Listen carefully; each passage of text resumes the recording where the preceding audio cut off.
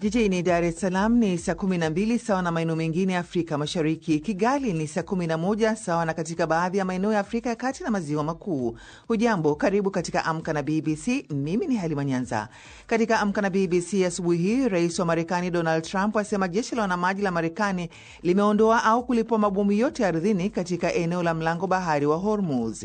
Taarifa za kujiuzulu kwa makamu wa rais wa Tanzania Dr. Emmanuel Nchimbi zaacha wengi katika mshangao na kuzua gumzo licha baadhi kusema ni jambo walilolitarajia. Nimepokea kwa mshtuko kwanza makamu wa rais kujiuzulu kwake, lakini baada ya kutafakari na kufikiri ni uwajibikaji, jambo la kidemokrasia na la kikatiba kabisa. Ameonyesha uvumilivu wa kisiasa. Na mwanamuziki mashuhuri wa muziki wa country Dolly Parton afariki dunia akiwa na umri wa miaka 80. Jolene, Jolene, Jolene, please don't take him just because you can. Made my coat of many colors that I was so proud of.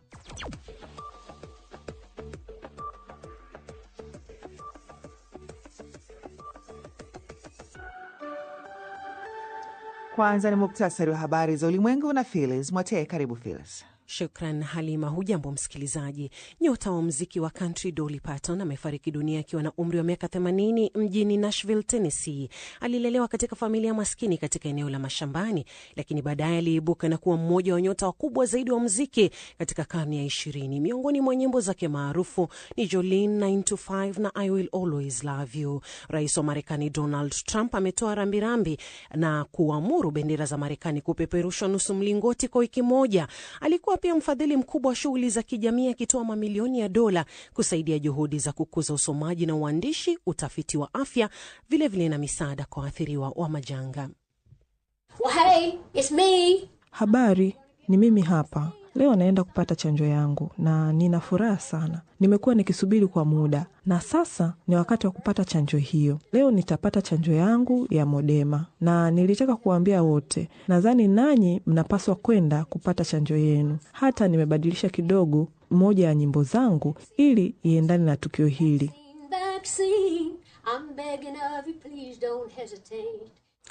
Makamu wa rais wa zamani wa Liberia Joel Howard Taylor ameagizwa kubaki kizuizini akisubiri kesi yake kwa kikabiliwa na tuhuma za kuhusika na biashara ya dawa za kulevya pamoja na makosa mengine. Raia wawili wa Croatia na mmoja wa Ukraine pia wamefunguliwa mashtaka katika kesi hiyo. Mkuu wa Instagram Adam Mosseri ametoa ushahidi katika kesi kubwa inayokabili kampuni inayomiliki mtandao huo wa Instagram ya Meta huko California. Majimbo 29 ya Marekani yanaishtumu Meta kwa kubuni bidhaa zake kwa namna inayoweza kuwafanya vijana kuwa waraibu kisha kuficha utafiti unaoonyesha madhara hayo. Zaidi na Florian Kaijage. Bwana Moser amekanusha kuwahimiza wafanyakazi kuficha taarifa hasi dhidi ya umma. Pia amekanusha kuwa na taarifa yoyote kuhusu kuwepo kwa sera kama hiyo. Nyaraka zilizopewa jina la Facebook Files ambazo ziliripotiwa kwa mara ya kwanza na jarida la Wall Street Journal miaka 5 iliyopita zilijumuisha utafiti ulioonyesha kuwa mtandao wa Instagram ulikuwa na madhara kwa afya ya akili ya baadhi ya wasichana rika na kwamba kampuni hiyo ilielewa hilo lakini haitilii maanani ukubwa wa madhara hayo. Na China na India zimekubaliana kuendelea na mazungumzo katika juhudi za kutafuta suluhisho la mzozo wao wa mpaka litakalokubalika na pande zote. Nchi hizo mbili zenye idadi kubwa zaidi ya watu duniani zina mpaka wa pamoja wa takriban kilomita 3800 katika milima ya Himalaya ambayo sehemu kubwa bado haijawekwa alama rasmi na baadhi ya maeneo yake yana utata. Aidha, uhusiano kati ya nchi hizo ulianza kuwa na mvutano baada ya mapigano ya mpakani katika bonde la Galwan mwaka 2020. Hii ni BBC. Phyllis Mwatee ndio la kusomea muktasari wa habari za ulimwengu. Unasikiliza Amka na BBC kutoka idhaa ya Kiswahili ya BBC ikiutangazia kwenye FM radio wa shirika na internet katika bbcswahili.com. Ukiwa nchini Tanzania, matangazo haya yanasikika kupitia Radio 1, Radio Free Africa, Radio Kwizera na CGFM. Nchini Kenya tunasikika kupitia Nyota FM, Mwaned FM, County FM na Pamoja FM. Uganda ni Voice of Muhabura, Voice of Busoga, Radio Lira na Radio Chitara. Na Jamhuri ya Kidemokrasia ya Kongo unatupata kupitia Radio Muungano Beni na Elizadili Radio. Unaweza pia kusikiliza matangazo haya moja kwa moja kupitia Facebook na YouTube BBC Swahili. Mimi ni Halima Nyanza, karibu. Rais wa Marekani Donald Trump amesema jeshi la wanamaji la nchi yake limeondoa au kulipua mabomu yote ardhini katika eneo la mlango bahari wa Hormuz, njia muhimu ya majini ambayo Iran imekuwa ikiidhibiti kwa kiasi kikubwa tangu kuanza kwa vita vya Marekani na Israeli dhidi ya Iran. Zaidi na Florian Kaijage.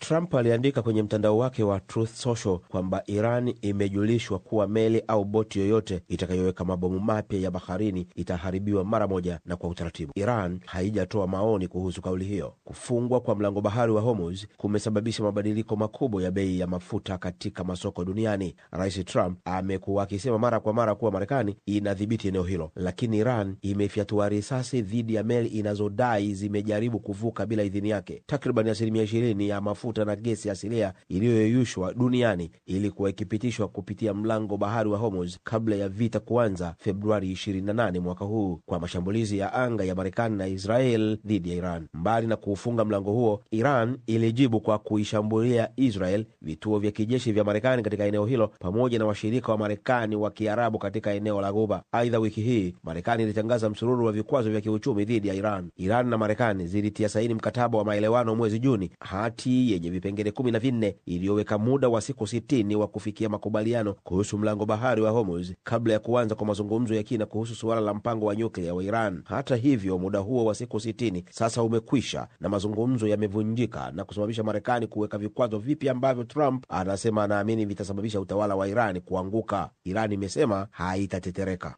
Florian Kajage.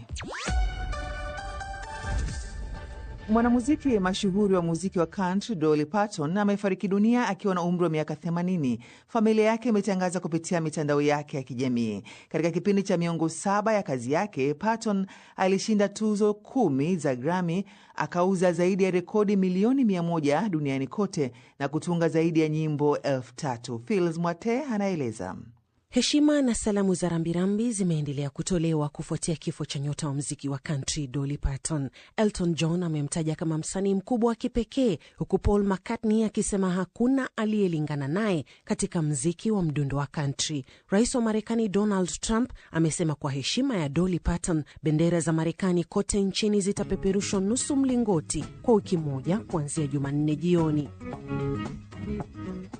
Dolly Parton aliyelelewa katika milima ya Smoky Mountains huko Tennessee anakumbukwa kwa nyimbo zake zilizosimulia hadithi zenye kugusa moyo, zikiwemo Coat of Many Colors, I Will Always Love You na hii ya Jolene. Jolene, Jolene, Jolene, please don't take him just because you can. Ujumbe wa mwisho wa Dolly Parton kwenye mtandao wa X ulitolewa tarehe 15 mwezi wa Agosti mwaka huu. Ulikuwa video ya ushirikiano wake maarufu na Kenny Rogers, Islands in the Stream.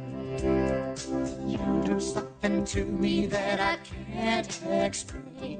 Na mwezi Mei, nyota huyo alijiondoa katika mfululizo wa maonyesho uliokuwa ukisubiriwa kwa hamu huko Las Vegas, ambao ulitarajiwa kuanza mwezi uliofuata. Tayari alikuwa ameahirisha maonyesho yake 6 katika ukumbi wa The Colosseum Theater katika hoteli ya Caesars Palace kutoka Disemba mwaka 2025, akisema kwamba alikuwa akikabiliana na changamoto za kiafya. Katika ujumbe wa video wakati huo, mwanamuziki huyo alisema bado alihitaji muda wa kuendelea kupata nafuu, lakini alikuwa akirejea katika hali yake ya kawaida. Dolly Parton alijihusisha na zaidi ya muziki na burudani. Kwa miongo kadhaa alijitolea pia katika kazi za kijamii na kusaidia jamii. Mwaka 1988 Parton alianzisha Dollywood Foundation, ambayo ni taasisi isiyo ya kiserikali inayolenga kuboresha uwezo wa watoto kusoma na kuandika. Mpango wake mkubwa zaidi ni Imagination Library, ambao unawapatia watoto kitabu kimoja bila malipo kila mwezi kuanzia wanapozaliwa hadi wanapofikisha miaka 5. I want to leave good things behind. I'm very proud of the Imagination Library. Parton aidha ametoa mamilioni ya dola kusaidia utafiti wa magonjwa ya kuambukiza kwa watoto, waathiriwa wa kimbunga Helen, pamoja na huduma za afya ya wanawake. She made my coat of many colors that I was so proud of. Na Mwenyezi Mungu ailaze roho yake mahala pema peponi. Amen. Na hiyo ilikuwa taarifa ya Phyllis Mwate. Tukisonga mbele, Lucy Limo mwenye umri wa miaka 31 amejipambanua katika jamii ya Kitanzania kama mwelimishaji wa ugonjwa wa kisukari baada ya kuugua ugonjwa huo kwa takriban miaka 20 sasa. Amesema ni vyema jamii iachane na fikra potofu kuhusu ugonjwa huo na kuwa msaada kwa wagonjwa badala ya kuwakatisha tamaa ya kuishi. Mgonjwa wa kisukari anaweza kufurahia maisha na kutimiza ndoto zake kama mtu mwingine. Amezungumza na Martha Saranga katika waridi wa BBC akianza kuelezea alivyofahamu kwamba ana ugonjwa huo. Nilikonda, nikawa nakunywa sana maji, yani mpaka inakuwa sasa nyumbani mimi ni kesi kunywa maji. Shule ya msingi hapo ulikuwa bado mtoto? Ndo nimemaliza hisi, nilikuwa mtoto, nilikuwa na miaka 12 nakumbuka. Nikaanza naenda chooni, sifiki chooni, nakojoa mlangoni. Next day kifuata nakojoa chini ya kitanda, the other day kitandani kabisa. Lakini pia nakuwa na craving sana, natamani sana soda. Ukiona unapata ile hali ya kupenda vitu vya sukari sana, pia ni moja ya dalili. Njaa. Siku moja ni baba akawa tu ameenda uani, mguu ukawa umenata, ikabidi awashe tochi angalie kuna nini. Wakati anaangalia kuna nini, akakuta ni sisimizi nyingi sana. Sisimizi zile zimekuja mpaka chumbani, ambako sasa mimi nimelala kitandani kwangu, ndo sisimizi hapo chini kwenye nguo zangu zimejaa nyingi. Kumbe aliongea na mama kwamba kuna mtu ana sukari huko ndani, sijajua ni nini. Tukatoka pale na mama tukaenda Mwananyamala. Kwa kauliza kwa nini apime sukari, mama akamwambia naomba tu apime. Kuna vitu babake ameviona, anahisi ni sukari. Familia ilipokeaje taarifa hii kwamba sasa wewe una sukari? Mama alilia. By then nilikuwa mdogo, lakini changamoto zilikuja kwanza wakati sasa vyakula na kuhusu kuchoma sindano. Mimi kwanza siku ya kwanza pale tu nilielekezwa, nikamwambia naweza kuchoma mwenyewe. Maisha yalibadilikaje baada ya kufahamu kwamba sasa wewe una changamoto hii ya kisukari? Form 1 ile mpaka form 4 ilikuwa magumu sana, kwa sababu ndo kumbuka nimepata, kuna inaanzia kutoka umezaliwa wengine. Hata mimi walisema maybe nilipata nilipozaliwa imekuja kugundulika late. Kwa hiyo nimeshaishi maisha ya kula kila kitu. Alafu in blink of an eye unaambiwa tu inabidi uache. Nilikuwa nakula kwa kujificha. Mpaka naenda advance mimi niliumwa kabisa. Nikalazwa. Ilikuwaje siku ya kwanza unaanza kuchapisha kwenye mtandao wa kijamii? Basi siku moja tu nimekaa, kwa sababu mimi lengo langu kusema kweli la kwanza kushare kwenye social media. Nilikuwa kila siku nasema natamani siku moja ainuke mtu mmoja ajiambie mimi sitaki tena kukaa hapa, kumbe I can be who I want to be. Anainuka tu mtu mmoja aseme because of you I didn't give up. Niliposti tu na kuja kushangaa, naona sasa nilikuwa na followers 700 sina kitu. Nashangaa naamka asubuhi na followers 2000. Ujumbe gani ungependa kutuma kwa mamlaka zinazosimamia mambo ya afya ya jamii kwa ujumla? Natamani ifike siku moja itokee tu namna au sheria ya kuruhusu watu sukari dawa kupatikana bure, especially kwa vijana kuanzia miaka 25. Mimi wakati nakuwa nimetumia sana dawa za msamaha, nilikuwa niko mdogo. Kliniki kuna dawa zinakuja za misaada, lakini ukishafikisha miaka 25 unaachwa au pati tena. Sasa hivi hata zile za chini miaka 25 zimepungua pia, lakini sasa hawa miaka 25 kabisa hawapati dawa, ndio kujitafutia. Na mimi nimeshakuwa mkubwa, unaweza kufanya kazi ukajitafutia. Hata ukiangalia watu wengi, familia zetu nyingi ni familia duni. Mtu asipochoma dawa, asipopata dawa ya kutosha, hata hiyo kazi aliyoanza leo kesho afanye. Lucy Limo kama alivyozungumza na Martha Saranga katika waridi wa BBC. Na sasa ni michezo na